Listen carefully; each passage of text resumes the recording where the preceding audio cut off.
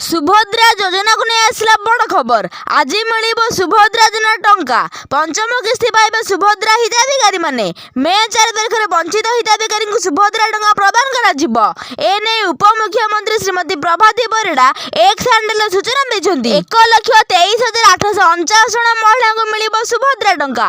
बाकी रही हिताधिकारी को यही टंका मिलवाक जाऊँगी। अर्थात जो हिताधिकारी माने पूर्व किस्ती सुभद्रा टंका पाई ना किंबा सेमानकर किस्ती टंका आसी नथिला सेमानकु आज टंका देबाक जाउछन्ति राज्य सरकार। तेबे सूचना मिलिछि मार्च 8 तारिख अंतर्जातिक महिला दिवस रे सुभद्रा हिताधिकारी को मिलिथिला सुभद्रा चतुर्थ किस्ती टंका।